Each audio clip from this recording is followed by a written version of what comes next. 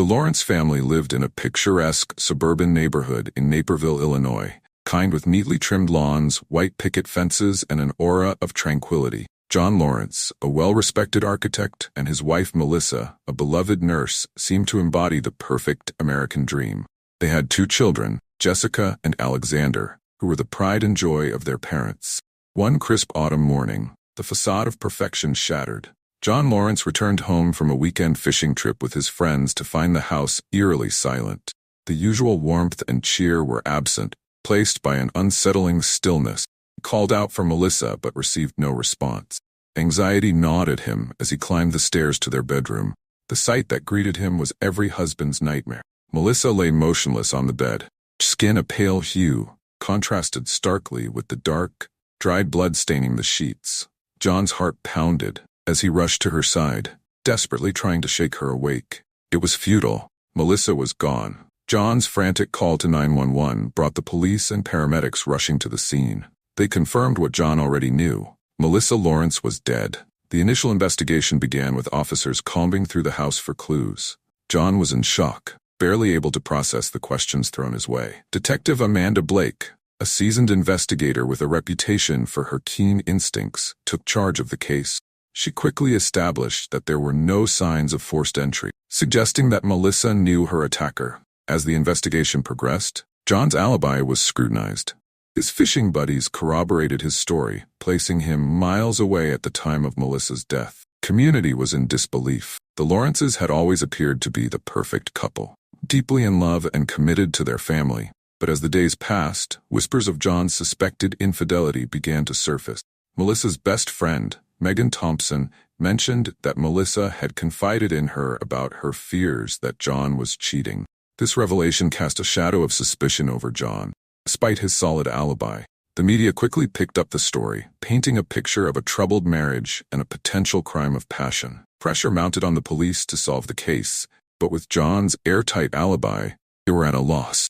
It was then that Melissa's sister, Sarah Parker, decided to take matters into her own hands. She hired a private investigator, Eli Carter, to dig deeper into Melissa's suspicions and uncover the truth behind her sister's death. John and Melissa Lawrence's love story began in high school. They were the quintessential sweethearts, inseparable and deeply in love. After graduation, they went to college together, got married, and started a family. Their life seemed like a fairy tale, filled with love, success, and 2 beautiful children. John's career as an architect flourished, and Melissa found her calling as a nurse. They were well-liked in their community, active in local events, and always seen together at neighborhood gatherings. But beneath the surface, Melissa harbored growing suspicions about her husband's fidelity. It started with small things: late nights at the office, unexplained phone calls, and John's increasing emotional distance. Melissa confided in her best friend, Megan, sharing her fears and doubts. Megan advised her to confront John, but Melissa was hesitant. She didn't want to believe that the man she loved could betray her. As months turned into years, Melissa's suspicions deepened. She found herself checking John's phone when he wasn't looking, scrutinizing his behavior for any signs of infidelity. Her anxiety grew, casting a shadow over her once happy marriage. She often asked Megan if she was overreacting, but Megan could see the toll it was taking on her friend. One evening, Melissa found a lipstick stain on John's collar. It was the final straw. She confronted him, demanding the truth. John denied any wrongdoing, insisting that it was a misunderstanding. He claimed he was loyal and devoted, but Melissa couldn't shake the feeling that he was hiding something. Their arguments became more frequent and intense. Melissa felt trapped in a web of doubt and mistrust, while John grew increasingly frustrated with her accusations. In her darkest moments, Melissa wondered if she was losing her mind. She contemplated hiring a private investigator, feared what she might discover. Instead, she continued to confide in Megan, who remained her steadfast support. Megan, concerned for her friend's well-being, suggested they document everything. Melissa began keeping a journal, recording every suspicious incident, every fight, and every moment of doubt. She hoped that if the truth ever came out, she would have the evidence to confront John once and for all. Melissa's sister, Sarah, was also aware of the tensions in the Lawrence household. She had always been close to Melissa and noticed the changes in her demeanor. Sarah urged Melissa to take action, but Melissa remained paralyzed by fear and uncertainty. As the months passed, Melissa's suspicions became an all-consuming obsession. She couldn't escape the nagging feeling that her husband was leading a double life. It was this unrelenting doubt that ultimately led Sarah to hire Eli Carter, determined to uncover the truth and bring justice for her sister. Detective Amanda Blake's team worked tirelessly, pieced together the events leading up to Melissa Lawrence's death. They interviewed family, friends, and neighbors, trying to build a profile of Melissa's life and the possible motives for her murder. John's cooperation was noted, but his solid alibi kept him out of immediate suspicion. Sarah, desperate for answers, turned to private investigator Eli Carter. Eli was known for his tenacity and skill in uncovering hidden truth. With a career spanning over 2 decades, he had a reputation for solving the most challenging cases. When Sarah approached him, he listened intently to her concerns about John's infidelity and Melissa's suspicions. Eli agreed to take the case, starting with a thorough review of Melissa's journal. The detailed entries painted a picture of a woman tormented by doubt and fear. Melissa's descriptions of John's behavior and her growing anxiety provided Eli with valuable insights into the possible cracks in their seemingly perfect marriage. Eli's first step was to delve into John's background. He conducted surveillance, followed John to work, and monitored his interactions.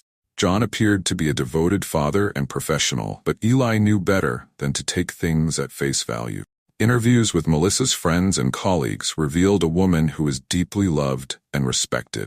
They spoke of her kindness, dedication to her patients, and the love she had for her family. But they also mentioned the changes they had seen in her over the past few years.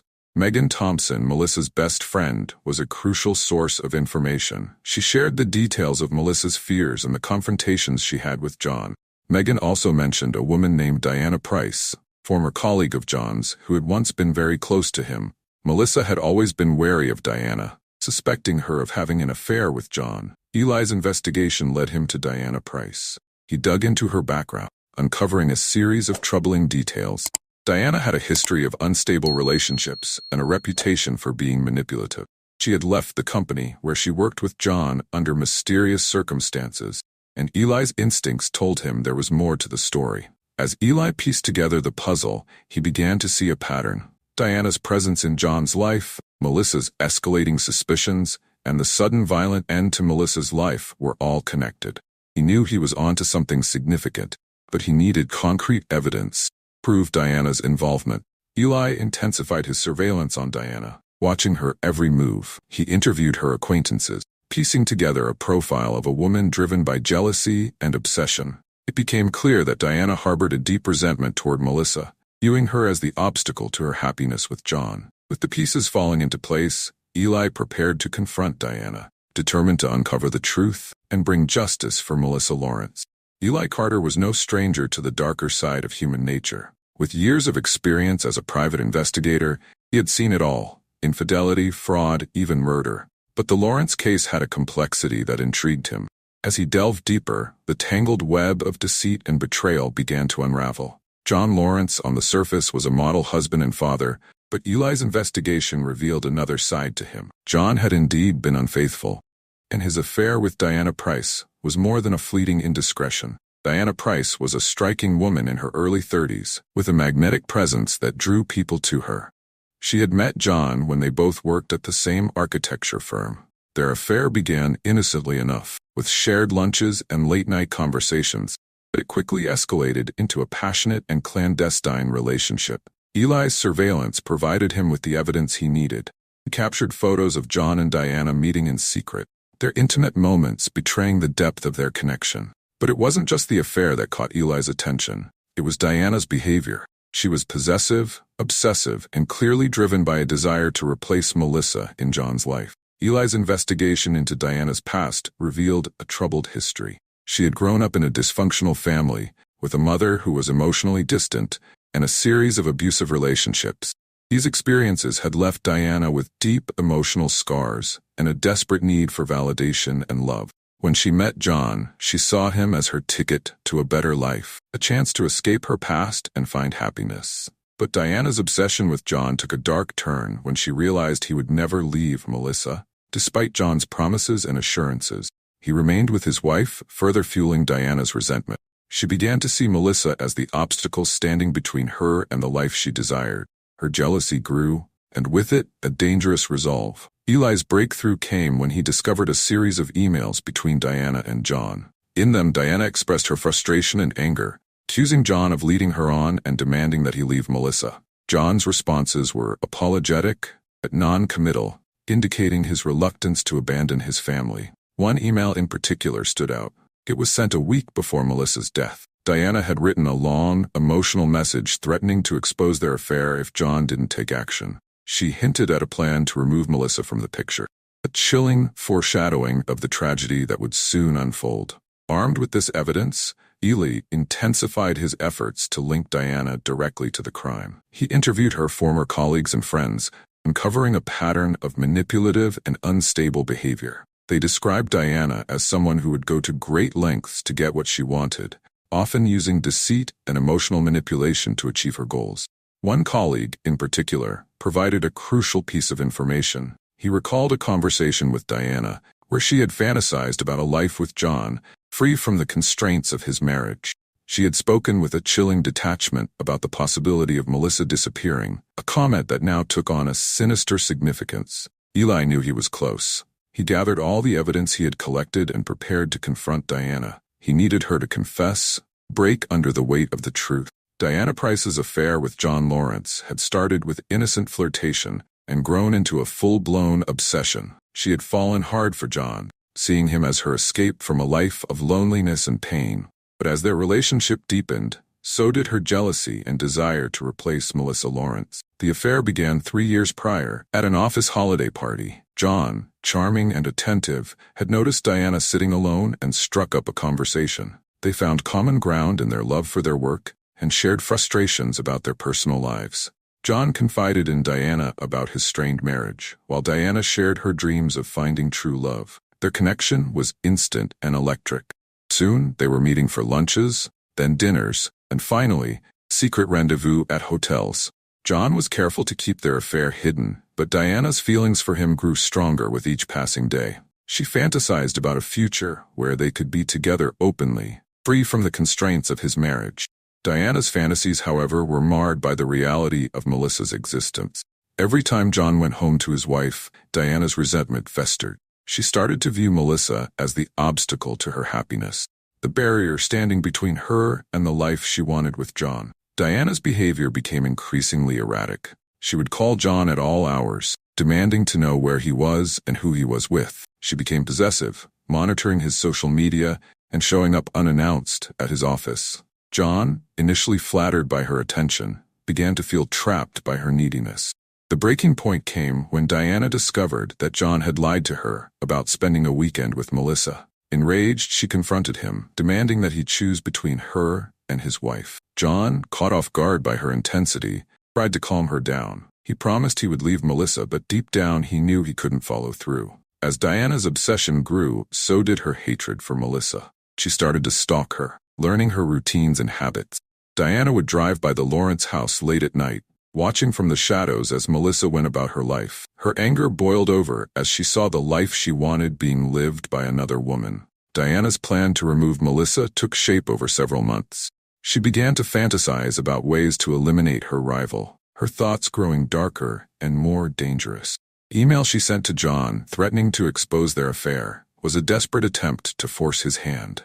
But when he failed to act, Diana decided to take matters into her own hands. On the night of the murder, Diana waited until she knew John was away on his fishing trip. She had meticulously planned every detail, from disabling the security cameras to ensuring she left no trace of her presence. She broke into the Lawrence house using a spare key John had given her, moving silently through the darkened rooms. Melissa was asleep when Diana entered the bedroom. The sight of her rival, peaceful and unaware, fueled Diana's rage. She approached the bed, a knife clutched tightly in her hand. Melissa woke up just as Diana lunged, but it was too late. The attack was swift and brutal, driven by years of pent-up anger and resentment. After the deed was done, Diana stood over Melissa's lifeless body, a mixture of triumph and horror washing over her. She had done it. She had removed the obstacle to her happiness. But as the adrenaline faded, the reality of her actions set in. She quickly wiped down the surfaces she had touched, making sure to leave no evidence behind. Then she slipped out of the house and disappeared into the night. Diana believed she had committed the perfect crime, but Eli Carter's investigation unraveled her carefully constructed alibi. His surveillance and interviews revealed the depth of her obsession and the lengths she had gone to in order to be with John. The evidence he gathered painted a chilling picture of a woman consumed by jealousy and willing to kill to get what she wanted. As Eli prepared to confront Diana, he knew that her fragile psyche would be her undoing. The weight of her guilt, combined with the mountain of evidence against her, would be too much for her to bear. It was only a matter of time before she broke under the pressure and confessed to her heinous crime.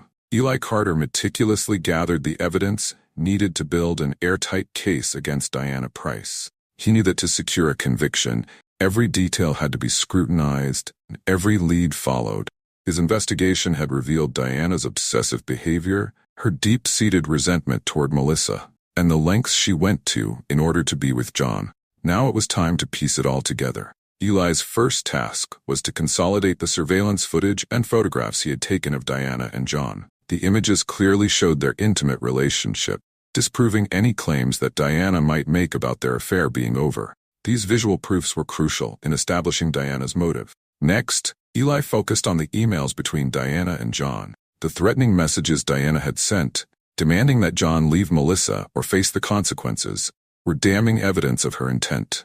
Eli printed out the emails, highlighting the passages where Diana hinted at drastic measures if she didn't get her way. Eli also gathered testimonies from Diana's former colleagues and acquaintances. One witness, a close friend of Diana's, reluctantly shared a conversation they had just days before Melissa's murder. Diana had expressed a disturbing desire for Melissa to disappear, even making offhand remarks about how easy it would be to make it happen. This testimony painted a clear picture of Diana's premeditation. The most crucial piece of evidence, however, came from the crime scene itself. Eli had worked closely with Detective Amanda Blake, sharing his findings and collaborating on the investigation. Forensic analysis revealed traces of Diana's DNA on the knife used to kill Melissa, as well as on the bedroom door handle. Despite her efforts to clean up, Diana had made critical mistakes that tied her directly to the murder. Eli and Amanda also discovered a partial fingerprint on the windowsill where Diana had entered the house. While it wasn't a complete match, it added to the mounting evidence against her. Eli knew that these physical proofs, combined with the digital and testimonial evidence, created a compelling case. With everything in place, Eli turned his attention to Diana's acquaintances. He interviewed neighbors, friends, and even casual acquaintances, piecing together a profile of a woman driven by desperation and jealousy. One neighbor recalled seeing Diana's car parked near the Lawrence house on several occasions, further corroborating her stalking behavior. The final piece of the puzzle came from a surprising source, John Lawrence himself. Racked with guilt and realizing the extent of Diana's obsession, John agreed to cooperate fully with the investigation. He provided additional emails and messages from Diana, as well as his own account of their relationship. John's testimony was crucial in establishing the timeline and confirming Diana's motives. Eli presented his findings to Detective Blake, who was impressed by the thoroughness of the investigation. Together, they compiled a detailed report outlining Diana's motives, actions, and the overwhelming evidence against her. The case was ready to go to trial. Diana Price was arrested at her apartment, her shocked expression revealing her belief that she had gotten away with murder. As the police led her away in handcuffs, Eli felt a sense of satisfaction. He had uncovered the truth and ensured that justice would be served for Melissa Lawrence. The legal proceedings were swift. Diana's defense tried to argue that she had been framed. The evidence was irrefutable. The emails, the forensic evidence, and the testimonies painted a clear picture of a woman consumed by jealousy and willing to kill to achieve her desires. In the end, Diana was found guilty of first-degree murder. She was sentenced to life in prison without the possibility of parole. John's involvement, though not criminal, left a stain on his reputation and devastated his family. The Lawrence children, Jessica and Alexander, faced a future without their mother, and with a father whose actions had indirectly led to her death. In the quiet aftermath of the trial, those left behind struggled to find a sense of normalcy. The Lawrence family's once bright future was now overshadowed by loss and betrayal. Melissa's absence was a constant presence in their lives. A void could never be filled. Sarah Parker, Melissa's sister, took on the role of guardian for Jessica and Alexander. She moved into the Lawrence home, providing stability and support for the children. Sarah's bond with her niece and nephew deepened as they navigated their shared grief. Together, they honored Melissa's memory, finding comfort in the love she had given them. Megan Thompson, Melissa's best friend, also played a crucial role in helping the family heal. She organized memorial events celebrating Melissa's life and the impact she had on those around her. Community rallied together, offering support and love to the Lawrence children, ensuring they knew they were not alone. John, burdened by guilt and remorse, sought therapy to confront his actions and the consequences they had wrought. He knew he could never undo the pain he had caused, but he hoped to find a path to redemption. John's journey was one of self-reflection and accountability, a long and difficult process of coming to terms with his past. As the years passed, Jessica and Alexander grew up, carrying with them the lessons of their mother's life and the strength of their Aunt Sarah's love. They pursued their dreams, determined to honor Melissa's memory through their actions and achievements. The scars of their past remained. They found ways to move forward, holding on to the positive memories of their family. The Lawrence case, with all its twists and tragedies, became a beacon of resilience for the community. It reminded them of the fragility of life and the strength that could be found in unity and support.